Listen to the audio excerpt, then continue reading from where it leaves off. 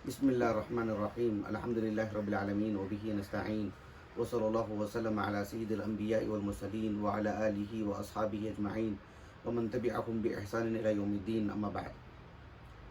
یہ جو مجلس ہے اللہ تعالیٰ اس مجلس میں جو باتیں ذکر کی جائیں گی مجھے، میرے گھر والوں کو اور سبھی اہل اسلام کو جو سنیں گے، اللہ سب کو عمل کے توفیق عطا فرمائے اور اللہ تعالیٰ زندگی میں برکت عطا فرمائے۔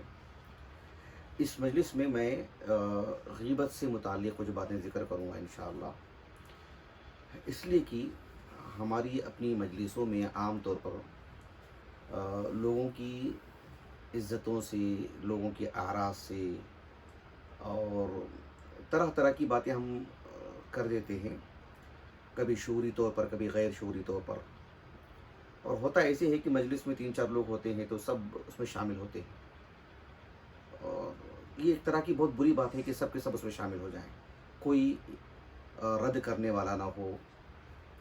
اور چونکہ یہ لاک ڈاؤن کا مرحلہ ہے تو پھر گھر میں سبھی افراد اور پھر اڑوس پڑوس کے لوگ جمع ہوتے ہیں وغیرہ، اور لوگ گھر میں رہتے ہیں تو پھر فون کے ذریعے سے بھی، واٹس ایپ ہے، دیگر جو وسائل ہیں، لوگوں کی پیٹھ پیچھے باتیں کرتے رہتے ہیں۔ اس میں سب کو جو ہے متنبہ رہنا چاہیے، اس لیے کہ یہ بہت بڑا گناہ ہے، اور سبھی اہل اسلام کو، خصوصاً ہم طلباء کو، طالبات کو، اہل علم کو اس سلسلے میں بہت متنبہ رہنا چاہیے۔ یہ جو غیبت ہے، ہم سب جانتے ہیں کہ یہ ایک بہت ہی عظیم جرم ہے۔ یہ غیبت ہے کیا؟ اس سلسلے میں اللہ کے رسول نے وضاحت فرمائی۔ ایک حدیث مبارکہ ہے صحیح مسلم کی، کتاب البر والصلہ میں، ابو ہریرہ رضی اللہ عنہ کہتے ہیں کہ آپ صلی اللہ علیہ وسلم نے فرمایا کہ اتدرون ما الغیبہ، کیا آپ جانتے ہیں کہ غیبت کیا ہے؟ اللہ کے رسول نے صحابہ سے پوچھا، صحابہ نے کہا کہ اللہ ورسولہ اعلم۔ آپ صلی اللہ علیہ وسلم نے کہا کہ غیبت کیا ہے جانتے ہیں؟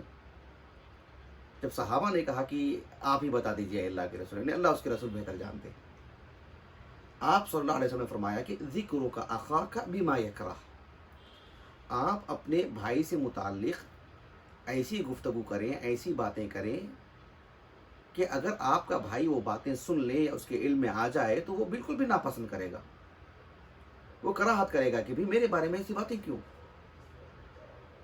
ایک شخص ہے، ایک مسلمان ہے، اب اس میں کوئی چیز ہوتی ہے، کبھی کوئی چیز ہوتی ہی نہیں ہے۔ اگر کسی میں کوئی چیز ہے اور ہم اس سے متعلق گفتگو کرتے ہیں تبھی وہ غیبت ہے۔ اس لیے کہ ایک صحابی نے اللہ کے رسول سے پوچھا، اسی حدیث میں ہے، آپ صلی اللہ علیہ وسلم سے سوال کیا کہ افرأیت ان کان فی اخی ما اقول، اے اللہ کے رسول، میرے بھائی میں ایک چیز موجود ہے، اس کے کچھ کہنے میں، اس کے کچھ کرنے میں، اس کے اعمال میں، افعال میں کچھ ایسی چیز ہے، تبھی تو میں بولتا ہوں نا، کہ یہ غیبت ہے؟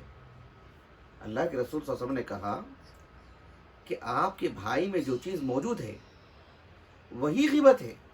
ان کان فیہ ما تقول، آپ کے بھائی میں کوئی بات ہو جس کا آپ ذکر کر رہے ہیں، فقط اغتبتہ، تبھی آپ یہ ہے کہ آپ غیبت کر رہے ہیں۔ وَإِن لَمْ يَكُنْ فقط بہتہ، اگر اس میں نہیں ہے تو آپ اس پر بہتان باندھ رہے ہیں، اس پہ آپ نے تو اس پہ وہ چیز کہہ رہے ہیں جو اس میں ہے ہی نہیں۔ اس میں کوئی چیز ہے تب آپ اس کا ذکر کر رہے ہیں، تبھی تو وہ غیبت ہے۔ یہ چیز نہیں ہونی چاہیے۔ ہم بحیثیت مسلمان جانتے ہیں کہ غیبت وغیرہ یہ حرام ہے، اس سلسلے میں مکمل طور پر بچنا چاہیے، کبیرہ گناہ ہے یہ۔ امام نووی رحمہ اللہ کی ایک کتاب ہے الاذکار، دیکھو یہاں رکھی ہوئی ہے فتو، یہ جو کتاب ہے امام نووی رحمہ اللہ کی، یہ ہمارے مشاہدین کو دکھانے کے لیے، یہ جو کتاب ہے الاذکار امام نووی کی رحمہ اللہ، الاذکار من کلام سید الابرار، اس کتاب میں جو ہے دعاؤں سے متعلق بالکل ایک نادر کتاب ہے، لیکن اس میں چغل خوری اور غیبت یہ حرام ہے، اس کا ذکر کیوں ہوا؟ اس لیے کہ اس زبان سے جو اللہ تعالیٰ کا ذکر ہونا چاہیے، اللہ کی حمد و ثنا ہونی چاہیے، صبح شام کی دعائیں پڑھنی چاہیے، طرح طرح کی، تو زبان کا غلط استعمال کیسے ہوتا ہے، پھر اس کا ذکر، اس سے کیسے بچنا چاہیے۔ اس زبان سے تو اذکار ہونی چاہیے، غیبت اور مطلب چغلخوری نہیں، یہ بتانے کے لیے امام نووی رحمہ اللہ نے کہا کہ الغیبت والنمیمہ فحکمہما محرمتان باجماع المسلمین، سبھی علماء کے نزدیک یہ متفقہ طور پر یہ حرام گناہ ہے، الغیبت والنمیمہ، کسی کی غیبت، کسی کی چغلخوری، اس کے باوجود بھی ہم اس کے شکار ہو جاتے ہیں، نسأل اللہ العافیہ والسلامہ۔ آپ دیکھو اس کی جو سزا ہے نا، نسأل اللہ السلامہ، ایک حدیث آتی ہے سنن ابی داؤد کی کتاب الادب میں، بسند صحیح، شیخ البانی رحمہ اللہ نے صحیح کہا ہے۔ انس بن مالک رضی اللہ عنہ کہتے ہیں کہ آپ صلی اللہ علیہ وسلم نے فرمایا، جب مجھے معراج پر لے جایا گیا، لما عرج بی الی السماء، تو کہا کہ مررت باقوام، جب مجھے معراج پر لے جایا گیا تو مجھے ایسے لوگوں سے بھی میرا گزر ہوا کہ اظفارهم من نحاس، ان کی جو ناخن ہے نا، ناخن، کہا کہ یہ تانبے کے ہیں، یخمشون وجوہہم وصدورہم، ان جو تانبے کے جو ناخن ہیں اسے اپنے چہرے کو اور اپنے سینے کو جو وہ چھل رہے ہیں۔ اللہ اکبر۔ اللہ کے رسول نے کہا، میں نے جبریل سے پوچھا کہ من ہؤلاء یا جبریل، کون ہیں یہ لوگ؟ جبریل علیہ السلام نے کہا کہ ہؤلاء كانوا يأكلون لحوم الناس، یہ وہ لوگ ہیں جو لوگوں کا گوشت کھایا کرتے تھے، وَيَقَعُونَ فِي أَعْرَاضِهِمْ، اور ان کی عزتوں سے کھیلتے تھے۔ یہ ہے کہ جو ہے آج ان کو جو ناخن ہیں وہ تانبے کے بنا دیے گئے ہیں، اور اس سے وہ اپنا چہرہ جو ہے مطلب چھیل رہے ہیں۔ کیا صورتحال ہوگی، ذرا اندازہ لگائیے، نسأل اللہ السلامہ۔ یہ جو احادیث ہیں نا، صحابہ کے تلامذہ، تابعین، طب تابعین، یہ صرف پہنچاتے نہیں تھے آگے، ان کا حدیث سننے کا مطلب ہی یہ ہوتا تھا، کہ پہنچانے کا مطلب ہی یہ ہوتا تھا کہ وہ ان کے عمل میں رہے۔ میں ایک حوالہ دیتا ہوں آپ کو، آپ دیکھو، ذرا غور کیجئے، امام بخاری رحمہ اللہ کے تاریخ الکبیر، میں ہمارے مشاہدین کو دکھانے کے لیے فتح التاریخ الکبیر، امام بخاری کے رحمہ اللہ، معروف کتاب، یہ ہمارے مشاہدین کو دکھانے کے لیے، اس میں دیکھو آپ، امام بخاری رحمہ اللہ کے ایک استاذ ہیں ابو عاصم النبیل، ان کا نام ہے الضحاک ابن مخلد، امام بخاری رحمہ اللہ کے بڑے اساتذہ میں سے، 212 ہجری سے وفات ہے ان کا۔ ان سے متعلق امام بخاری کہتے ہیں کہ میں نے ابو عاصم النبیل کو یہ کہتے ہوئے سنا۔ ابو عاصم النبیل رحمہ اللہ امام بخاری کے استاد ہیں، بڑے عالم ہیں، معمر، بڑے اساتذہ میں سے امام بخاری کے۔ وہ کہتے ہیں کہ مغتبت احدا، میں نے کسی شخص کی بھی میں نے غیبت نہیں کی، منذ ما علمت ان الغیبت تضر باہلها، جس دن میرے سامنے یہ بات آئی نا اللہ کے رسول کی صلی اللہ علیہ وسلم کی، غیبت جو کرتا ہے اسی کو وہ چیز نقصان پہنچاتی ہے، غیبت کرنے والا ہلاک ہو کے رہے گا۔ جس دن سے میں نے شرعی اعتبار سے اس بات سے واقف ہوا، میں نے کبھی غیبت نہیں کی، اللہ اکبر، کبھی کسی کی غیبت نہیں کی۔ ان کا پڑھنے کا مطلب یہ ہوتا تھا۔ امام ابو عبداللہ الذہبی رحمہ اللہ نے ایک واقعہ نقل کیا ہے سیر و اعلام نبلاء میں، امام یحییٰ ابن معین رحمہ اللہ کا جب میں نے ترجمہ حیات پیش کیا تھا نا، مستقل ان کی جو سیرت یوٹیوب پر موجود ہے، اس میں بھی میں نے ذکر کیا تھا، کیونکہ اس میں بھی ایک قصہ ہو۔ اور عالم اسلام کے ایک اور عظیم عالم دین عبد الرحمن ابن ابی حاتم الرازی رحمہ اللہ، ان کے ترجمہ حیات میں بھی یہ واقعہ موجود ہے۔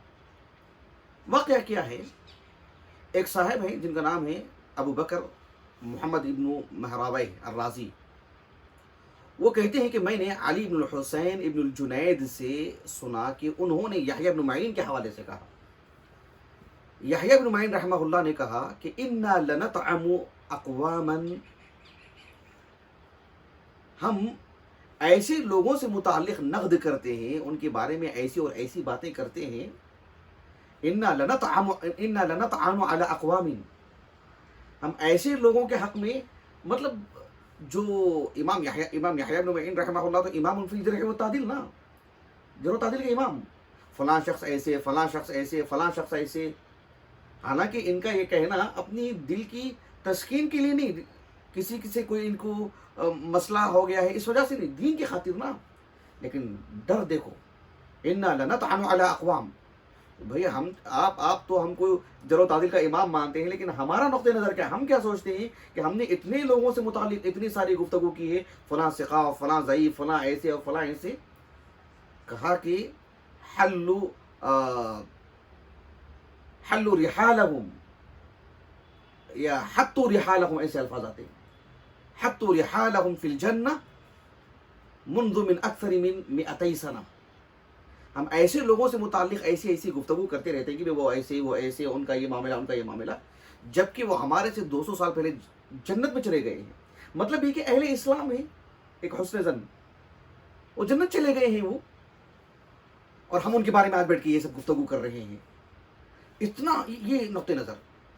امام ذہبی رحمہ اللہ نے کہا کہ من اکثر من 200 سنہ، کہا نا 200 سال پہلے، کہا کہ 200 نہیں 100 سال پہلے کی بات ہو سکتی ہے، اس لیے کہ جن کے متعلق یہ گفتگو کر رہے ہیں ان کا گزران تقریباً 100 سال پہلے کا ہے.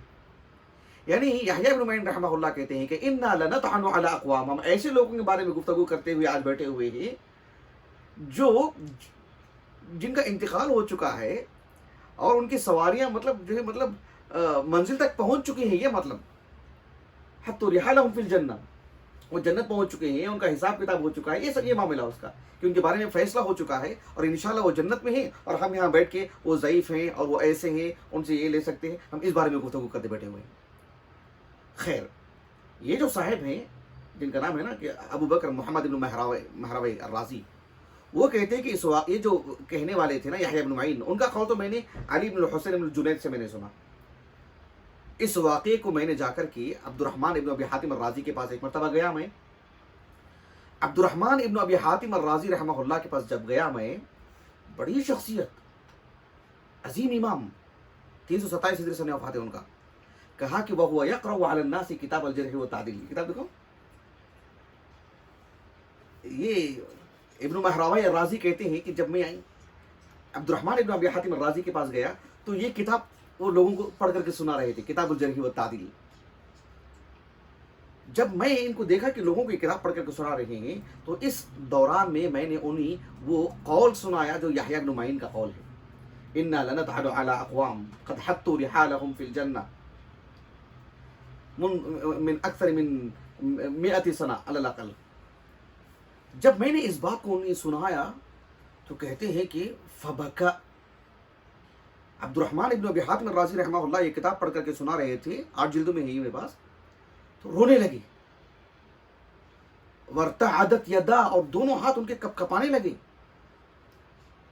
حتی سقط الکتاب، کتاب بھی گر گئی ان کے ہاتھ سے. ویستعیدنی الحکایہ، اور مجھے بول رہے تھے دوبارہ سنو، دوبارہ سنو ان کا قول، دوبارہ سنو. اللہ جزائے خیر دے امام ذہبی کو رحمہ اللہ. وہ اس واقعے کو نقل کرنے کے بعد کہتے ہیں کہ بات ایسی ہے کہ یحییٰ بن معین رحمہ اللہ ہوں یا عبد الرحمن ابن ابی حاتم الرازی ہوں رحمہم اللہ اجمعین، ان کو جو یہ فکر دامنگیر تھی، کہتے ہیں علی طریق الوجل، عن طریق الوجل وخوف العاقبہ، اللہ کے پاس ان کو بھی جو حساب کتاب دینا ہے نا، اس ڈر کی وجہ سے انہوں نے ایسی بات کہی ہے. وَإِلَّا فَكَلَامُ النَّاقِدِ الْوَرِعِ فِي الزُّعَفَاءِ مِنَ النُّصْحِ لِدِينِ اللَّهِ عَزَّ وَجَلَّ وَالذَّبْ عَنِ السُّنَّةِ. ورنہ ضعفاء کے حق میں کہ فلاں ضعیف ہے، ان سے دین مت لو، ان کی روایت مت لو، یا ان کا حافظہ متاثر ہوا ہے، یا اس وقت جو بھی ہے اس قبیل کی باتیں. کہا کہ یہ سب تو مطلب دین کے ساتھ خیر خواہی ہے اور سنت رسول کی حفاظت اور اس کی دفاع کے لیے ہے یہ سب، لیکن ان کو اللہ کے پاس جو جواب دینے کا جو تھا ایک واجب کام، جرح و تعدیل کا معاملہ کوئی کیا کہتے ہیں اس کو، یہ نہیں بس ایک مباح ہے یا مستحب، فرض کفایہ ہے وہ، اس کے لیے اللہ نے کچھ علماء کو رکھا ہے. اور یحییٰ بن معین، عبد الرحمن ابن حاتم الرازی وغیرہ وغیرہ، یہ تو انہوں نے اس عظیم فرض کو نبھایا ہے. انہوں نے ان کو ایک فرض ادا کرتے ہوئے یہ خوف، جبکہ ہم جانتے بوجھتے کسی کی عزت کو چھالتے رہتے ہیں اپنی مجلس میں. نسأل اللہ السلامہ. کتنی مطلب عجیب بات ہے. اب دیکھو ہمارے علماء کی اس سے متعلق بڑی دلچسپ باتیں بھی ہم کو ملتی ہیں کہ کیسے کیسے اس سے بچنے کی کوشش کرتے تھے. ایک واقعہ ملتا ہے سیر عالم نبلا میں، ایک عظیم عالم دین ہے جن کا نام ہے عبداللہ ابن وہب ابن مسلم القرشی، ابو محمد القرشی، مطلب موالی میں سے ہیں، بنو فہر کے. یہ تو مصری ہیں. 125 ہجری سن ولادت ہے اور 197 ہجری سن وفات ہے۔ مصر کے عظیم عالم دین فقیہ ابن حجر نے ان کے بارے میں کہا کہ ثقۃ حافظ عابد، کتب ستہ کی سبھی کتابوں میں آپ کی مرویات ہیں۔ بہرحال عبداللہ ابن وہب ابن مسلم المصری رحمہ اللہ کہتے ہیں بہت دلچسپ بات، یہ کہتے ہیں کہ نظرتو کہ میں نے نظر مانی۔ کیا نظر مانی؟ کہ انی کلما اغتبت انسانا ان اصوم، کہ میں جب بھی کسی انسان کی غیبت کروں گا تو میں ایک روزہ رکھوں گا۔ میں نے نظر مان لی، لیکن یہ چھوٹا موٹا معاملہ نہیں تھا، کتنے اللہ والے تھے لوگ، کتنے صاف دل کے سچ بولنے والے تھے۔ کہا کہ جب بھی میں کسی کی غیبت کروں گا میں ایک روزہ رکھوں گا میں۔ لیکن آسان کام ہے یہ، آج غیبت کر لے پھر کل روزہ رکھو، پھر غیبت کر لی پھر روزہ رکھو۔ کہا کہ فاجھدنی، اس عمل نے تو مجھے توڑ کے رکھ دیا، کتنی مشقت ہے، کتنی محنت کرنی پڑی مجھے تھکا دیا اس عمل نے مجھے، بھی یہ تو میرے سے ہاتھ سے ہونے والا نہیں۔ ایسے ہونے لگا کہ جو ہے مطلب یعنی بس اتنی سی بات، فکنت اغتاب و اصوم، غیبت کرتا اور روزہ رکھتا، غیبت کرتا اور روزہ رکھتا۔ کہا کہ یہ تو میرے ہاتھ سے ہونے والا نہیں۔ فنویت، اب میں نے ایک نیت مان لی، نیت کر لیا، ارادہ کر لیا میں نے۔ اب میں نے ایک اور ارادہ کیا، کیا ارادہ کیا؟ کہ انی کلما اغتبت انسانا ان اتصدق بدرہم، کہ میں جب بھی کسی انسان کی غیبت کروں گا تو 1 درہم کی صدقہ کر دوں گا میں۔